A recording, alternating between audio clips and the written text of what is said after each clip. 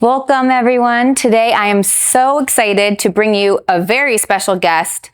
He is a businessman. He has also started the Growth Talks, which we are here right in his home, the David Rivero. Hey. Hi, how are you? I'm amazing. How are you? I'm happy. I'm happy that you're here. You showed up right before the event. So this is kind of crazy, I but know. it's pretty wild. I love it. Super exciting. I have been to the Growth Talks now. This will be my third Growth Talks. Very nice. And I just want to say again, congratulations on such an empowering event that brings so many people together. So thank you for having me again. And I would love to know, little David, when you were young, what did you really want to be when you grew up? When I wanted to grow up, I wanted to be a professional soccer player. So I used to train every freaking day when I was a little kid. And I would train. My dad would train with me. My brother would train with me. I actually got a scholarship for college. That's how because my parents came from Bolivia, from South America, and they didn't, speak any English. So I didn't really have that good of education growing up. I didn't have those amazing role models. But they were good my dad was really good at soccer. Wow. So that was my dream, to be a professional soccer player. And the funny thing is, after I got my scholarship I went to Cal Poly San Luis Obispo on a soccer scholarship. After that, after I graduated, I went to Bolivia. That's where my parents are from. And I actually played soccer professionally there. Wow. And then I tore tendons in my left ankle, couldn't play anymore, and I came back. Wow. Okay, so you were actually born in Bolivia or born here? I was born here. My parents were born in South America and Bolivia. Oh, wow. Okay, so I have my master's degree in ESL. So I think that's really important to touch on, that you were born here, but English was your second language. Well, actually, English was my first language. It was. But it was my second for my parents. For your parents. I'm just saying, when they came here, they didn't speak any English. Wow. So at home, I was speaking Spanish, English, going to school. So it was like Spanglish. Absolutely. And, but it was my parents. So, I wasn't raised with American parents where they could teach me about business and finance and marketing and sales. They were just getting by, right? Wow. Like when your parents come here, the jobs they get, right? They're house cleaning, they're mowing lawns, Wow. they're cleaning windows, because they don't speak any English. Amazing. Yeah. That's shows such strength for you to push through all of that, and we'll get to that. But I think that touching on soccer and your dream, what did you see in soccer players that was a role model for you when you were a little boy that you wanted to do that? What was appealing to you? Number one, I loved sports. I was I loved throwing a ball. I loved kicking the ball. I loved running and jumping and I loved sports. I loved watching sports, playing sports. And I was a really bad student. So I was getting C's and D's growing up as a kid, but my outlet was like sports and athletics. And that was like my passion. Okay, so you found your own talents and strength in sports, and you have to be a soccer player, and especially to even get a scholarship college, you really had to have some daily practices, maybe some that you still have today. What are some of the daily practices that you, as a little boy, started to use that soccer goal kind of brought you to now that you still have today? It's funny that you say that. It's like the most successful people in the world are consistent, right? You do the same thing over and over. So when I was a kid, I would train before school. I would go to school, and then when I'd get back, I would train again. And then on the weekends, I would play on 2 or 3 teams and train more and play more. So all that practice and repetition is what I do now. It's how I play. Like, I wake up in the morning, I start working. I eat for like 5 minutes, and then I get back to work. And then I'm working all day. I exercise because I like fitness. I work out every day. And then guess what? After I work out, I get back to work. And then maybe I'll do a little reading, and then I'll get back to work. So I'm just always about working out, fitness, work, and just being consistent every day. Consistency is key, and I think that's an ongoing theme with all the people that I've spoke with as far as what keeps them going. There's definitely a workout regimen that I've heard, whether it be a DJ or a mom or an influencer or even a businessman like yourself. I think that exercise is important. I know that it helps my brain and get moving and start to work. I know that I work best when I work out in the morning and then I get going. So I love to hear you say that too, because I agree. So, okay, so you get this scholarship. Now, you said you weren't so good at school, but you really loved sports. So you were able to obtain a scholarship, which your parents didn't speak any English. You obtain a scholarship. So I think that all of that really like produced the man that you were becoming. So then I know that you have spoken about some hardships that happened. Yep. So when you flipped from kind of working hard on soccer, and then you kind of, I would say a rebellious stage, would you call it? I don't know.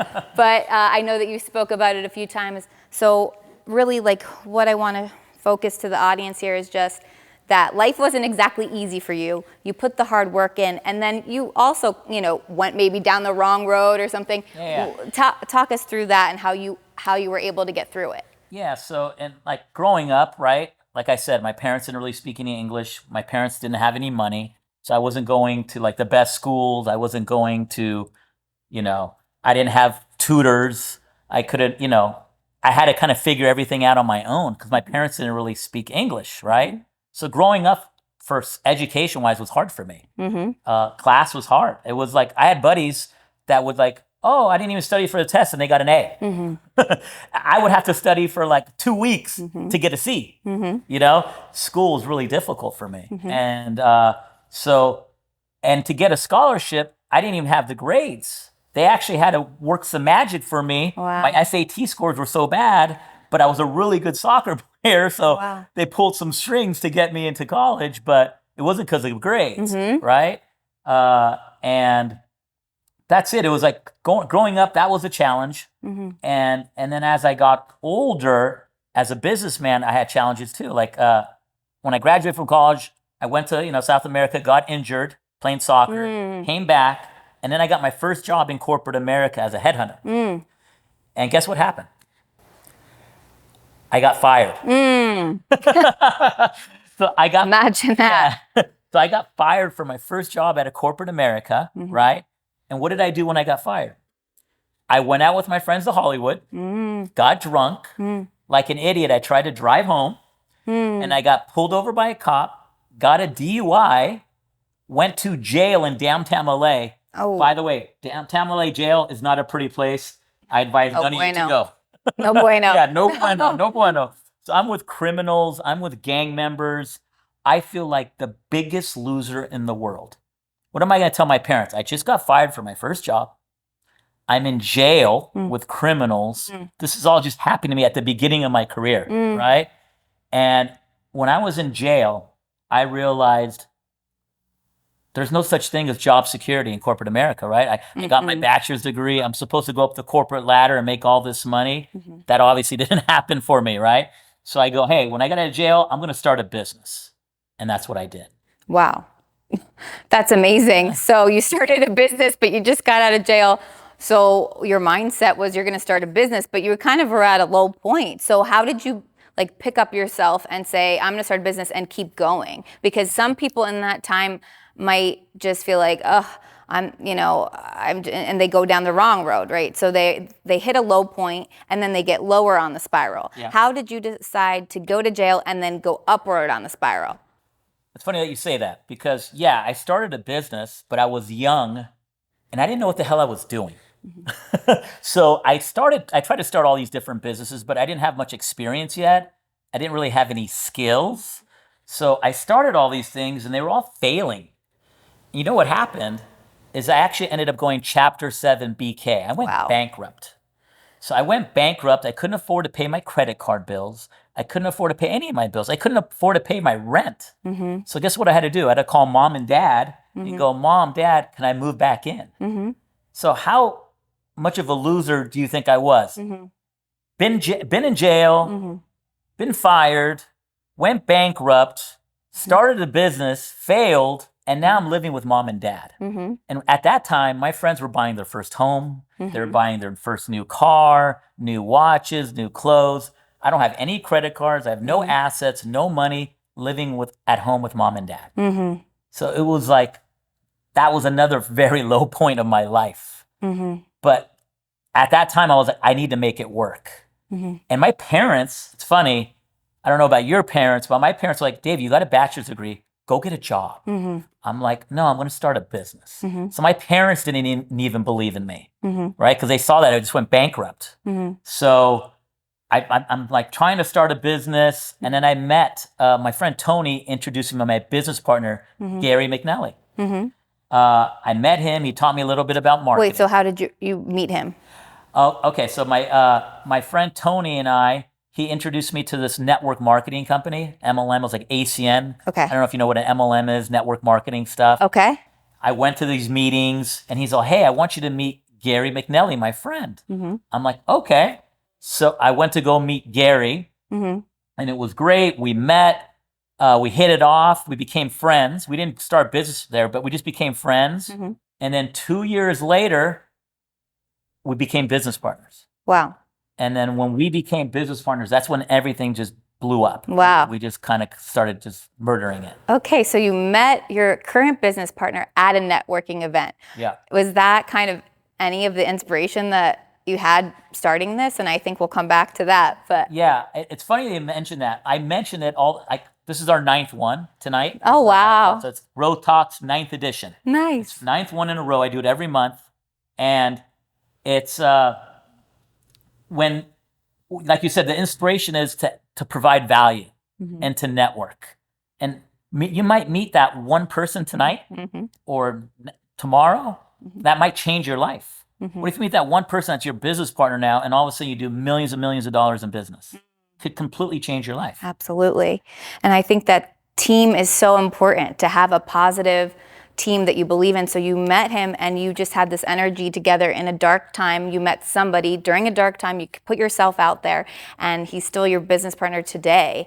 So what did you see in him or still see in him that made him such an integral part of your team and that really kept that momentum going? I think in any relationship, right?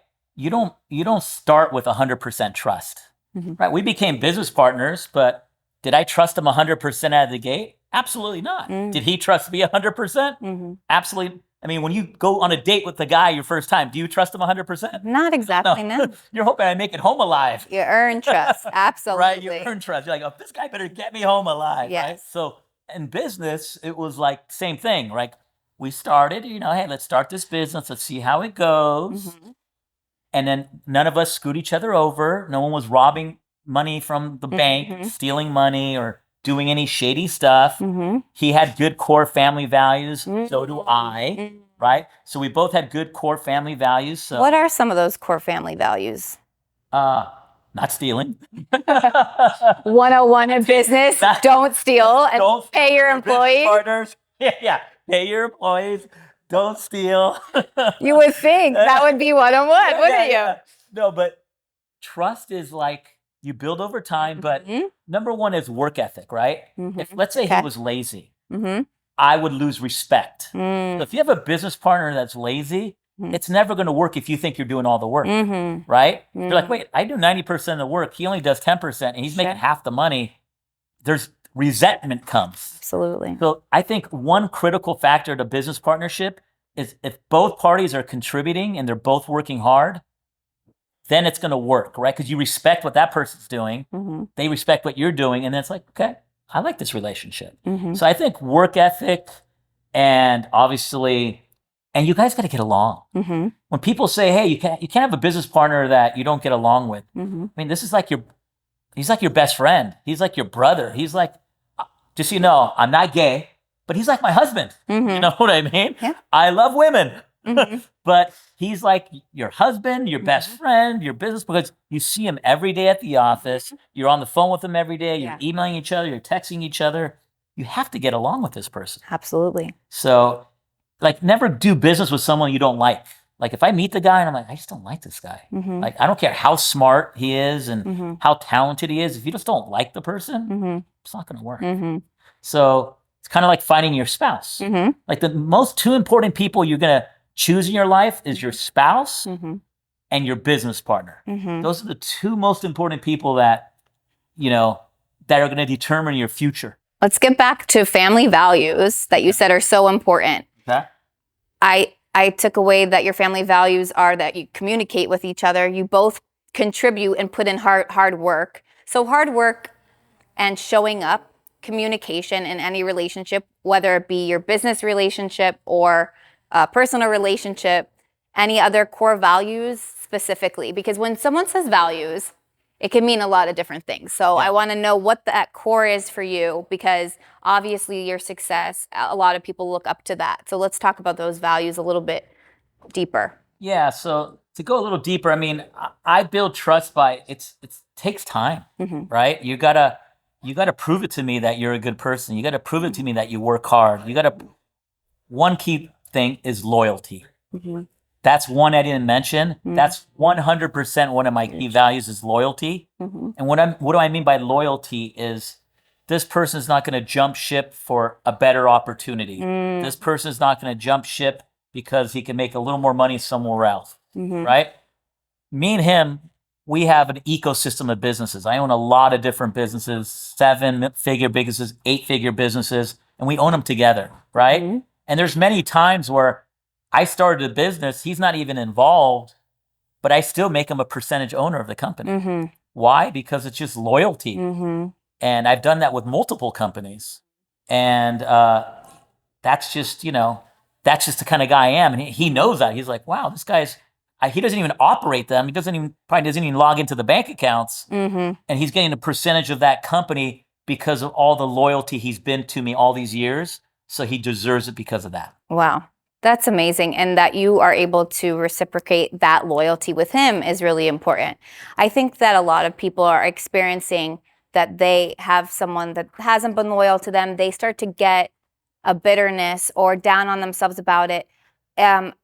You've been fortunate enough to have this amazing business partner, but if people out there are feeling as though they've been burned or haven't had that loyalty, what can you say to keep true to themselves for those values and to what they should look for in a person, or if they should just stick it through and because you're saying that that stay in the relationship, the business relationship, because that didn't happen overnight. So what do you say to those people that are feeling like they've been burned and they start getting down about that and they're not finding the right person because of that? What advice would you give to them? Yeah, so someone that's kind of like had a breakup, let's say, right?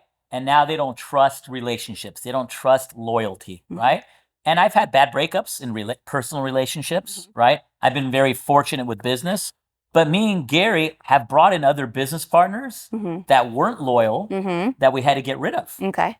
So we had a business partner of ours, smart guy, great guy, and we found out that he just was kind of like doing other stuff on the side behind our back. And we're like, why didn't you make us part of that deal? And he's like, oh, I'm just doing this on the side. But he's like kind of doing it undercover. So to me, that I lost trust in that person. There's no loyalty there. So me and my business partner were like, okay, it's not going to work with him. And we said, hey, we kind of like bought him out and said, this isn't going to work. I love that your focus is on the one that has the loyalty, though.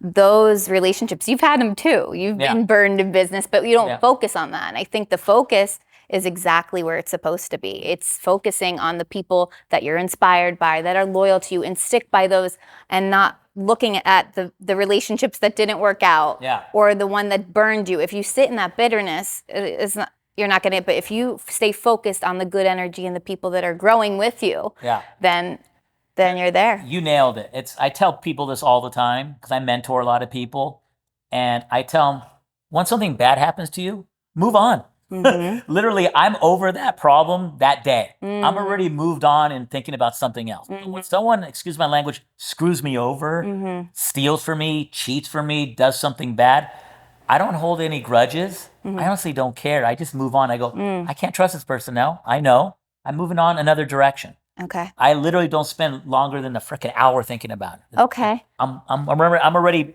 moved on to the next step. Keep it moving is a good one. And then also, as far as your team is, he's your business partner, but as far as how many companies do you have? Because you have how many employees? So he's one business partner, but then what about the whole team? Yeah, I've had thousands of employees throughout these years. Right now, I'm probably close to 1,000 employees for all my companies combined. And, we have employees worldwide. We have employees internationally. We have employees domestically. And what I've learned, you got to take care of people. And right now I'm going through a tough time right now, which just actually happened to me today. Wow. There's all these new AI technologies that are coming out, Yes. which is amazing, but also detrimental to people where you're not going to need their services anymore. I have a huge copywriting team for all these years, writing my blog articles, writing content. But now the AI articles that with all these are better than my copywriters. Right. Like much better. Right. There's not even a close comparison. Sure. And I could get 20 times the output for a tenth of the price. You know, and I had to talk to some of my copywriters today, which was a very awful talk. But I kind of said, hey, you guys, start looking for another job.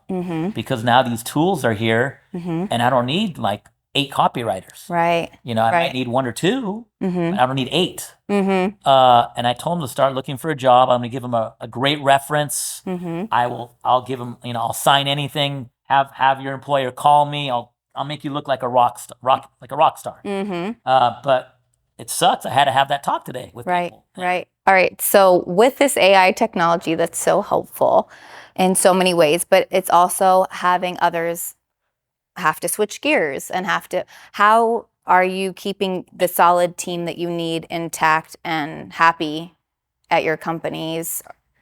Exactly. Pretty much that. Yeah. I mean, I use AI, new technologies every day, every week. We've been using AI for the last 2 years, right? We're a very innovative, fast-paced company. I'm like, if I come up with an idea tonight, let's say at this Growth Talks Mastermind Networking event, and all of a sudden I'm like, tomorrow morning, I'm implementing it with my team. It's not, oh, it's got to go up to management. Let's hold on. No, tomorrow I'm like, you guys, we're implementing this. Do this, and let's get it live today, or let's get it live by next week. So we act quick, right? Like, this is a tool we just found. We tested it. It works. And I had to have the talk with those employees. But what I do now with them, I tell them, like I was very blunt with them. I go, you guys, I know copywriting is your career, but it's going to end. AI is taking over when it comes to copywriting, content writing. You need to focus on another skill. You need to learn another skill or you're going to get fired at your next job. So please do something else because other companies like me are going to be just using ChatGPT or all, you know, Grammarly. There's so many good ones now.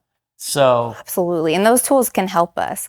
But when someone wants to work for you, what are the qualities that you're seeing in those people? So building on new skills, so moving with the times, and also getting other education or other training. Are there other qualities or standard operating system that you have in place that's the team that you go with?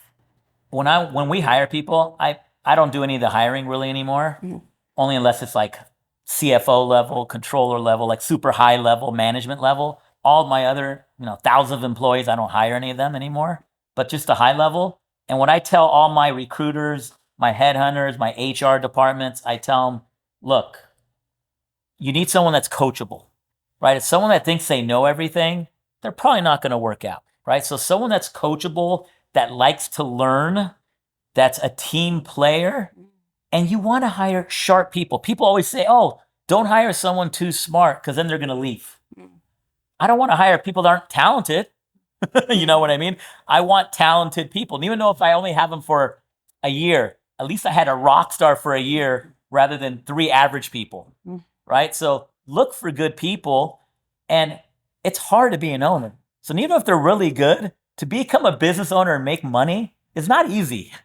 And they might try. I've actually had this happen where I've had some really good people leave me, and then they think it's better on the other side. The grass is greener, like they say. And then 6 months, a year later, they call me back and they say, hey, Dave, do you have any openings? That happens all the time. And I love when they come back because now they know they got a pretty good job with me. And now they're more appreciative. So I've actually brought in people back and hired them again.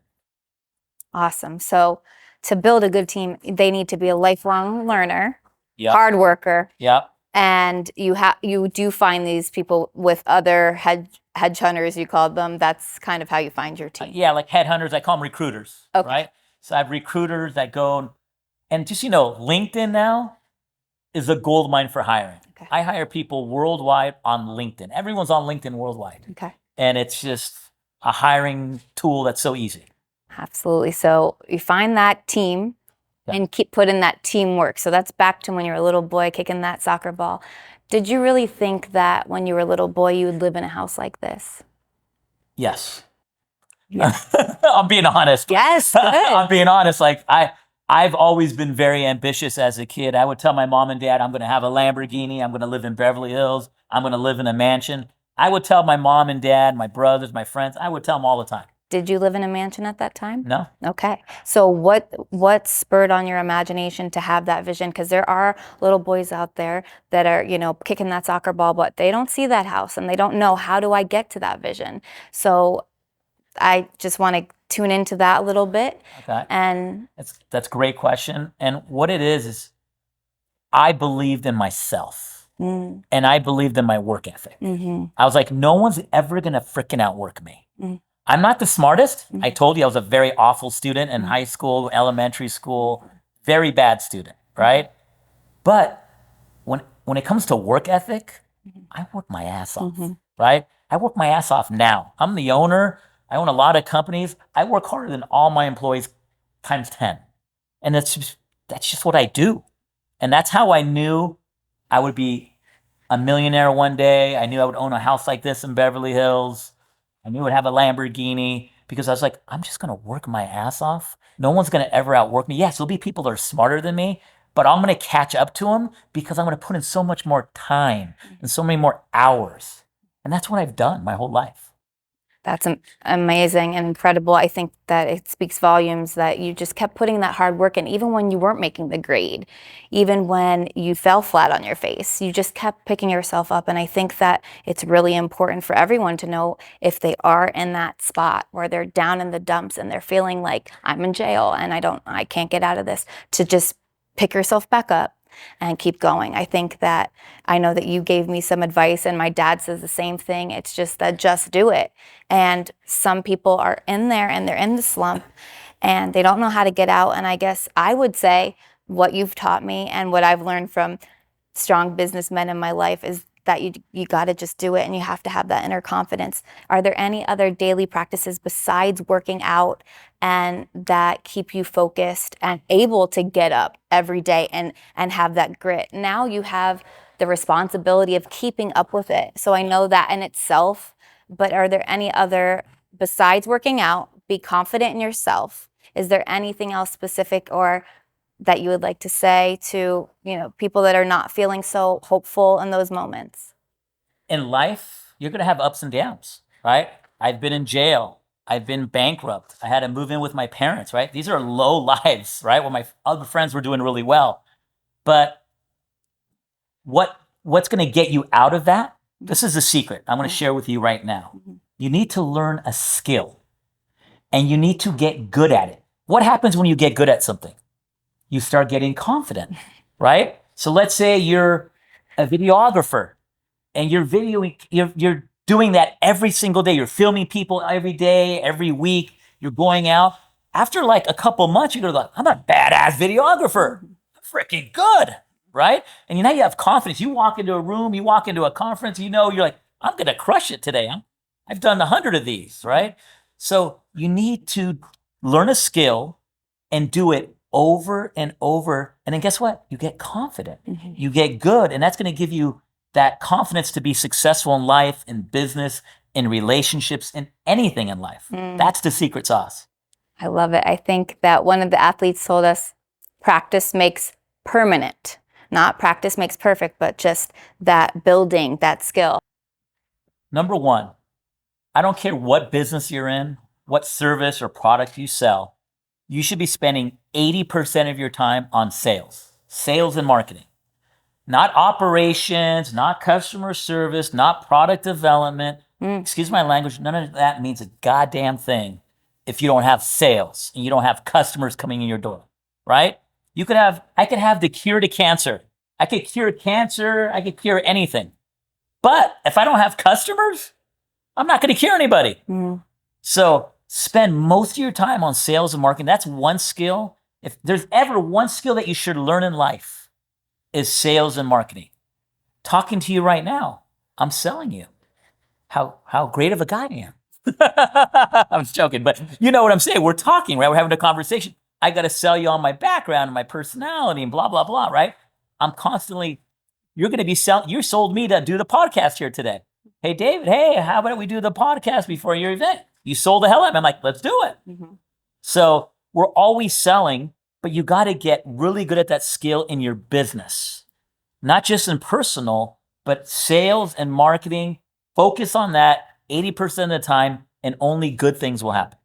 Okay, so build a great team with good values, hard work ethic, and then put some investment into sales and marketing. What else in general? Are there any specific tips? I know that people are looking to start a business and they don't know where to start. And I know that you've talked, but putting it, you just say put in the work. I guess you would say to go to a growth talks event would be great if you're here in LA. And networking in general, wherever you are in the world, in your town, if there's a networking event, but any other specific tips that you could give to people starting a business or looking to get to your level? One thing, like going to networking events are amazing. Why? Because you meet other successful people, like-minded people that want to learn, that want to network. You might learn something from them. You might meet your next business partner. So going to networking events and going to education, always educate yourself. I'm an education freaking nut. I am on YouTube, TikTok. I'm reading articles. I'm learning stuff every freaking day. I don't stop learning. That's like part of my regimen every day. I need to learn something. And I tell people to share, like any of my employees, I go, if you find a cool tool or something and you learn something, share it with me, because I'm like a sponge. When I learn something, the problem is people learn things. They learn all these different things. And what do they do with it? Nothing. They learn all these things and they're like, I'm just going to kind of like, I learned something, and that hour, that day, I'm already applying it. I'm like, I just learned that. I'm emailing my team. I'm messaging my team. Hey, you guys, I want to do this with the ads. Let's change it here. I just saw this ad. Let's try it.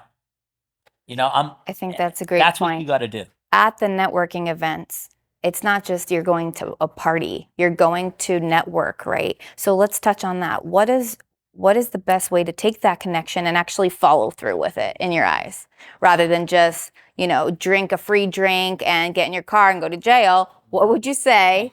We're going to focus. Yeah. So like tonight, it's a great example, right? There's going to be some millionaires here. I know I have a couple of my business partners coming. They're multimillionaires. I have a lot of other clients coming that are, there's going to be a lot of millionaires here tonight. And people that want to do business, they're here. They're like, David, I had 2 people message me today. Do you know some people I could do business with when I get there? Like, these people are coming with that mindset, like, to do deals, right? And if you meet someone here tonight, you need to follow up, right? People don't follow up. They'll get a number, they'll get someone's Instagram, and they won't follow up with the person. And when you're talking to the person, you need to follow up right away, not like a week later, 10 days later. I went to it's called AI Vibes. I went to this conference on Wednesday nights, right? Thursday, the next day, I had 2 conference calls with my team, and we already integrated one software, and we're integrating the other one on Monday. 2 calls set up the next day with my CMO and my tech guy. We integrated, we're live. That was within 24 hours. When the guy called me, he's like, Dave, you move quick. I go, dude, I move like lightning. That's how I move. And the most successful entrepreneurs in the world are the people that act and just do things quickly. Speed is probably more important than anything. You could be, excuse my language, you could be dumb as hell. You could be, I'm not the smartest guy on the planet, but I act fast and I act. And that's what you need to do. Wonderful. I think that's great. There's definitely opportunities that I think people have said, oh, I don't know what to do. You're just saying act. Like, if you don't know what to do, just follow up. It doesn't really matter if you don't have everything in place or everything's perfect. It's okay. Just follow up with that connection. Yeah, like, I own a lot of companies, right? There's not one business I own right now where I launched it when everything was perfect. Oh, I had the perfect CRM. I had the perfect website. I had the perfect customer service team, back-end developers, accounting. Hell no. I've launched businesses with no employees just to launch and see if it works. And I'm like, oh, it works. I need to start hiring people. Right. I mean, I've launched businesses like that where no employees, let's just throw some ads at it. Shit, this thing works. Right. I gotta get that product from China like tomorrow. Man, you fly it in, let's get it. I didn't even have a product in stock and I started marketing. I mean, that's how like taking action, taking like not having everything in place and just going for it and seeing what happens. Right. I think that you have 1,000 employees, so that's amazing. I think that for me, I know that the upkeep is always challenging. That I'm ready to do it, but I'm one person. So that's my question is just if you don't have the employees, but you want to grow and you're still trying to find your team, what is the best advice in that sector? So guess what? When I first started, when I was bankrupt, when I went to jail and I had no money, you know how many employees I had? 0. You know my employees? It was me. I was the customer service. I was the marketing. I was sales. I was accounting. I was tech. I was the dishwasher. I was every freaking role, right? So when you first start, when you don't have any money, you're going to do every role. That's just how it is because you don't have any money to pay anybody, right? So when sales start coming in, like that's why I say focus 80% of your time on sales. That's a good problem. You're like, money's coming in. I could actually hire someone now to help me. I could go, okay, I have money. And you have friends, you have family, whatever, right? Do whatever you can do. Get your uncle, your cousin, whatever. Go, dude, help me out. You're going to make money soon. Just help me for a week. Whatever you got to do, right? Just if your mom or your dad, because you mentioned your dad, very smart businessman, if your dad said he's going to, if you don't give him $10,000 tomorrow or say $50,000 and he's going to die in 48 hours, I bet you'd come up with $50,000 somehow. If your dad was going to die in 2 days, if you didn't have $50,000 for a surgery, your dad was going to die. Would you call everyone in the goddamn world that you know to get that $50,000? Good point. And I think, you know what? I'm going to touch on that because that's the one disconnect I will say. For women, it's very different than businessmen. And I'm going to throw this to you, and this will be my last thing because the whole event is starting. But I would say that for women, I'm going to tell you a personal story. My mom was on her deathbed, and I had a man that promised he would get her a medicine that would save her life. And then I didn't want to be with him, and he literally pulled it off the table. This happens to women all the time. Yeah. In business, how do we still be professional when men are still, we've come a long way, but men still are holding the ball in a lot of different courts. And we want to be a professional businesswoman, and we want to take a business meeting, and we have laid out our business plan. But as a woman, we're still looked out as a woman. And what do you think your best advice for women to be able to be taken seriously when they're doing everything professional? What's the advice you could give to a woman in business trying to approach that with a man? Great topic. I mean, times have changed, right? I would say 20 years ago, it was really bad, right? But now women are CEOs, are some of the richest women. And you got Oprah, you got all these women that are just billionaires and worth tons of money, right? So times have changed now. Women it's pretty even now, right? Yes, I understand that women might get looked at differently. So what I would tell a woman is when you meet a man, tell him this is business, by the way, right? Like make it clear at the beginning. I'm not here to hook up with you. I'm here to talk business. If you're interested in business, then let's talk. If you're trying to go on a date with me, then I'm not really interested. I have a boyfriend or I'm married, So you just kind of girls do that to me, right? They're like, by the way, David, I'm married. I'm like, great. I'm trying to do business with you. I'm not trying to, that's good. And if a guy wants to do business, if he's asking you business questions, if he's asking you, hey, do you like going to Nobu? Do you like going to the beach? Do you like going out to dinners? I mean, you got to have some common sense, right? The guy's trying to take you on a date. But if he's about numbers and business, hey, can you refer me that client for business? Hey, let's set up a meeting with my tech guy, with your tech, and they could do a Zoom call. Then it's business, right? But if the guy's asking like, hey, you want to go have some drinks? You want to go have dinner? I mean, that's where women have to use their common sense and know this guy's not in it for business. He's in it because he wants to take you out on a date. So that's when you got to put your foot down. Do you know who Cody Sanchez is? I've heard the name. Okay, so Cody Sanchez is huge, right? She's huge now, and she was at a conference called the Driven Conference 2 weeks ago. I met her. This woman is just blowing up, but she's all business. Like when I met her, she was like, hey, how you doing? Nice to meet you. And then right when we started talking, it was just right to business. There was no like dinners, Nobu, talking about anything like that. It was just, and I was like, this girl's like cutthroat. So, and if you're super sharp and you're super successful and articulate, a guy's going to see it right away. Trust me. You just got to like, it's the same with me, right? I know if a girl's into me for my money or if a girl's into me because I'm a nice guy, it's very easy to weed them out. Like you could just tell by, oh, do you want to go on a trip? Let's go to, let's go to Europe or, then I'm like, okay, this girl just wants a freaking free vacation, right? So I weed those out too, just like a woman needs to weed out the men. Okay, so keep your eyes open, listen to the signs, and be professional yourself, and kind of follow those connections, just like you said. Put in the work, but keep your eyes open. Be there for professional, if you're there for professional outing. And then anything else that you would want to say? Is there anything that we haven't said that you would say is something to look out for, or your best business advice in general? Best business advice, just, like you said earlier, the Nike brand, right? Just do it. That's why they're a $1 billion company, right? Because everyone can relate to that. And it's such great marketing. And that's what life's all about. This event, I started 9 months ago. I woke up one day, I go, I'm just going to start a mastermind networking event. Screw it. If I get 100 people or I get 10 people, let's see what happens. And that's what happened, right? And now every month it grows. I have 150 people coming tonight. It's sold out. I sold out today. Wow. So we sold out the last 5 months in a row. So every month it's selling out.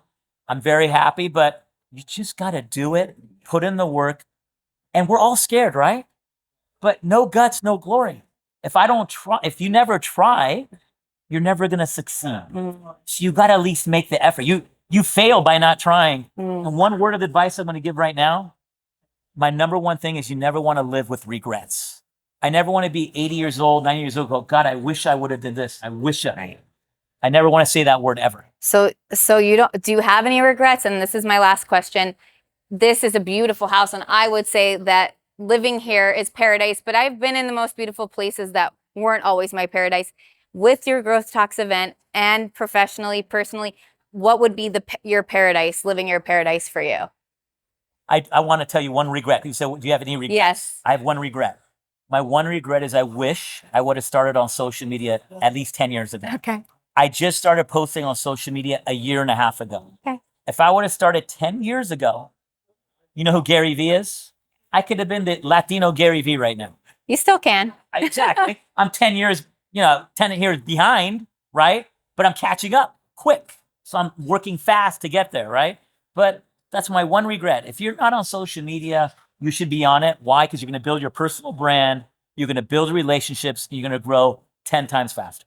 Okay, so your paradise to you is to be the Latino Gary Vee. And what would happen with this Growth Talks event or anything else? Is there what is like a culminating moment for you that you see that you would like to accomplish? For this event, I just wanted to keep on growing, and then I'm going to make it virtual so people around the world could zoom in. Wonderful. It's like I could do it here, I could do it at stadiums, I could do it at different locations. But if it's virtual, I could have people in 270 countries around the world log in virtually, be able to experience this from their home.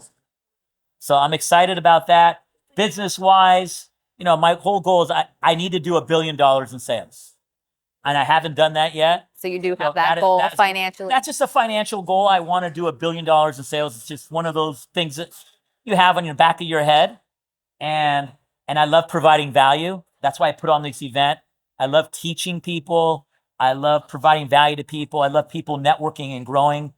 And when I die one day, I want 100,000 people to go to my funeral because I changed 100,000 people's lives. Wow, that's a If lot. that happens, That's amazing. I'll be very happy. Wow, very inspirational. Thank you so much, especially taking the time when everyone's coming in. I know that I'm excited for tonight and more growth talks. And I mean, I don't want to think about your funeral, but we won't think about that. But we'll enjoy this moment. And thank you so much for all of the advice. And I look forward to one day speaking on your panel as well. 100%. Thank you, Elise, for your time, for doing the podcast. Thank you so much. Thank you.